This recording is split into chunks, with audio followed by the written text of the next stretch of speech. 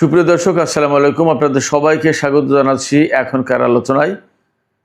আপনাদের সঙ্গে আছি আমি সিরাজুল ইসলাম। আলোচনার শুরুতে আপনাদের সবাইকে জুমা মুবারক। দর্শক, ইরানের সর্বোচ্চ নেতার দাফন সম্পন্ন হয়েছে। প্রশ্ন হচ্ছে, এখন কি করবে ইরান? যুদ্ধ কি প্রচণ্ড গতি পাবে? অর্থাৎ আমেরিকার বিরুদ্ধে কি ইরান সর্বাত্মক যুদ্ধ শুরু করবে, নাকি আবার কূটনীতির পথে ফিরবে? সর্বোচ্চ নেতার দাফন অনুষ্ঠানে কিন্তু ব্যাপকভাবে স্লোগান হয়েছে তেহরানে, কোমে, নাজাফে, কারবালায়, মাসাদের সব জায়গায় যে এই হত্যার বিচার চাই। তাহলে ইরান কি করবে? এপাশে মার্কিন প্রেসিডেন্ট ডোনাল্ড ট্রাম্পকে নাকি ইরান হত্যার পরিকল্পনা করেছিল, এই তথ্য নেতানিয়াহু ডোনাল্ড ট্রাম্পকে জানিয়েছেন। প্রশ্ন হচ্ছে, এই তথ্য কি সঠিক, নাকি ডোনাল্ড ট্রাম্পকে যুদ্ধের ভেতরে টেনে আনার কৌশল? খবরটি কিন্তু দিয়েছে মার্কিন প্রভাবশালী পত্রিকা ওয়াল স্ট্রিট জার্নাল। এপাশে গত রাতেই মার্কিন প্রেসিডেন্ট ডোনাল্ড ট্রাম্প নেতানিয়াহুকে সামগ্রিক পরিস্থিতিতে ব্রিফ করেছেন। হয়তো ইরান পরিস্থিতি নিয়ে ব্রিফ করেছেন। তুরস্কের কাছে F-35 বিমান বিক্রি করবে আমেরিকা, সেই বিষয়ে। আমেরিকা নিজের বিমান বিক্রি করবে, তারপরেও ডোনাল্ড ট্রাম্প নেতানিয়াহুকে ব্রিফ করছেন।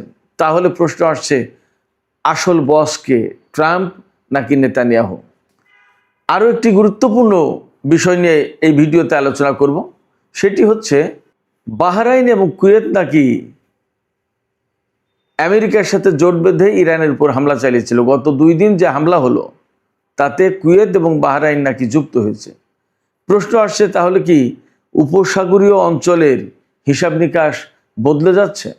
আমরা দেখেছি এপাশে গত রাতে ইরানের বিরুদ্ধে আমেরিকা কিন্তু কোনো হামলা চালায়নি।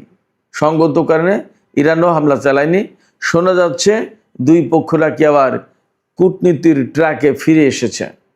তাহলে প্রশ্ন হচ্ছে, মাঝে মাঝেই কেন এই হামলা পাল্টা হামলার ঘটনা ঘটছে? চুক্তির ভিতরে আসলে কোনো সমস্যা আছে কিনা? একই সাথে আরেকটি বিষয় আজকের ভিডিওতে আলোচনা করব। সে বিষয়টি হচ্ছে, ডোনাল্ড ট্রাম্পকে আমরা মাঝে মাঝেই দেখছি ইরানের বিরুদ্ধে হামলা চালাতে, কখনো দেখছি হামলা বন্ধ করতে, কখনো চুক্তির কথা বলছেন, কখনো শান্তির কথা বলছেন, কখনো ইরানি নেতাদেরকে প্রশংসা করছেন, আবার তিনি যুদ্ধ শুরু করছেন, আবার তিনি কূটনৈতিক আলোচনা ভেঙে দিচ্ছেন, আবার তিনি গালিগালাজ করছেন ইরানি নেতাদেরকে। এই যে একটা আউলা ঝাউলা অবস্থা, এই আউলা ঝাউলা পদ্ধতির যুদ্ধ করার কারণ কি? কেন তার কোনো সুনির্দিষ্ট স্ট্র্যাটেজি নেই? একই সাথে আমরা সর্বশেষ পর্যায়ে যে বিষয়টি নিয়ে আলোচনা করব, হরমুজ প্রণালীর এই ক্রিটিক্যাল সিচুয়েশনে তেলের বাজার কিন্তু আবার মারাত্মকভাবে অস্থির হয়ে পড়েছে। তাহলে আমাদের অর্থনীতির ভবিষ্যৎটা যাচ্ছে কোথায়? সুপ্রিয় দর্শক, এই সব বিষয়গুলো নিয়েই আমি এখন বিস্তারিত আলোচনা করার চেষ্টা করব। আশা করি আলোচনাগুলো খুব ভালো লাগবে, আর শেষ পর্যন্ত আপনারা সঙ্গেই থাকবেন। সাথে সাথে এও বলি, যদি ভিডিও ভালো লাগে তাহলে লাইক কমেন্ট করবেন এবং চ্যানেলটি সাবস্ক্রাইব করে সাথেই থাকবেন। দর্শক, চলুন আমরা বিস্তারিত আলোচনায় চলে যাই। ইরানের সর্বোচ্চ নেতা আয়াতুল্লাহ আলী খামেনি, তার দাফন সম্পন্ন হয়েছে গতকাল রাতে। ইরান সময় 9:30টার সময় সর্বশেষ জানাজা অনুষ্ঠিত হয়, এরপরে তার দাফন সম্পন্ন হয়। জানাজা পড়িয়েছেন তারই ছেলে মোস্তফা হোসাইন খামেনি। এই জানাজায় 1.5 কোটি মানুষ উপস্থিত ছিলেন বলে জানা যাচ্ছে। এই পর্যন্ত আমরা যা জানলাম, তেহরান, কোম, কারবালা, নাজাফ এবং মাসাদ, এই 5টা জায়গায় সর্বোচ্চ নেতার জানাজা অনুষ্ঠিত হয়েছে। এবং এই সব জানাজায় শোক মিছিলে শ্রদ্ধা জানানোর অনুষ্ঠানে মোট 4.5 কোটি মানুষ উপস্থিত ছিল, দেশ বিদেশ এবং ইরাকের মানুষ। ভাবা যায় মানুষের ইতিহাসে, অর্থাৎ আমাদের যে বিশ্বের ইতিহাস, সেই ইতিহাসে এত বড় জানাজা আর হয়নি, এবং আর হবে কিনা সেটা নিয়েও প্রশ্ন। যা হোক, আমরা এখন মূল আলোচনা এখানে সেটি হচ্ছে ইরানের সর্বোচ্চ নেতার জানাজা সম্পন্ন হয়েছে, দাফন সম্পন্ন হয়েছে। কিন্তু একটি বিষয় প্রচণ্ডভাবে জেগে উঠেছে, জাগরুক হয়ে উঠেছে, সেটি হচ্ছে সর্বোচ্চ নেতার হত্যাকারীদের বিচার করতে হবে। হত্যার বদলা চায়, হত্যার বদলা হত্যা। অর্থাৎ এরই মধ্যে আমরা দেখেছি বিভিন্ন জায়গায়, বিশেষ করে মাসাদে বড় বড় ব্যানারে লেখা আছে ডোনাল্ড ট্রাম্পকে হত্যা করতে হবে, ডোনাল্ড ট্রাম্পকে হত্যা করে, ইত্যাদি ইত্যাদি।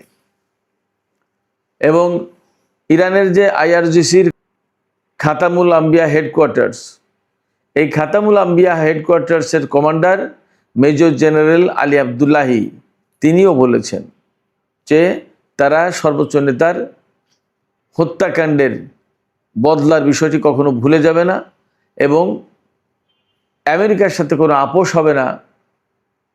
এমনকি ইট মারলে পাটকেল ব্যাপারটা আর তেমন থাকবে না, সামান্য হামলার কঠোর জবাব হবে। তার মানে ইরান একেবারে পরিপূর্ণভাবে প্রস্তুত। এই জায়গায় প্রশ্ন আসছে, আসলে কি ইরান সর্বোচ্চ নেতার এই হত্যার প্রতিশোধ নেবে? নিলে কিভাবে নেবে? ইরান কি গোপনে ট্রাম্পকে হত্যার কোনো পরিকল্পনা সাজাবে, নাকি যুদ্ধের ভেতর দিয়েই কোনো না কোনোভাবে এই হত্যার প্রতিশোধ নেবে? এই অনেক বড় প্রশ্ন, অনেক প্রশ্ন। এই সমস্ত প্রশ্নের আসলে আমাদের কাছে কোনো জবাব নেই। হয়তো ভবিষ্যৎ বলে দেবে, সময় বলে দেবে কি হচ্ছে, কি হবে, কি হলো। তবে এইরকম একটা প্রেক্ষাপটে ইসরায়েলের প্রধানমন্ত্রী বেনিয়ামিন নেতানিয়াহু ডোনাল্ড ট্রাম্পকে জানিয়েছেন বা মার্কিন গোয়েন্দাদেরকে জানিয়েছেন যে ডোনাল্ড ট্রাম্পকে হত্যার পরিকল্পনা করছিল ইরান। কখন? আমরা জানি গত পরশুদিন এবং তার আগের দিন, এই 2 দিন তুরস্কের রাজধানী আঙ্কারায় নেটো জোটের সম্মেলন অনুষ্ঠিত হয়েছে, শীর্ষ সম্মেলন। সেই শীর্ষ সম্মেলনে ডোনাল্ড ট্রাম্প এসেছিলেন, যোগ দিয়েছিলেন।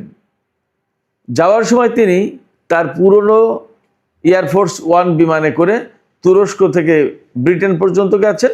তারপরে ব্রিটেন থেকে তার নতুন এয়ারফোর্স 1 এই বিমানে করে আমেরিকা গেছেন।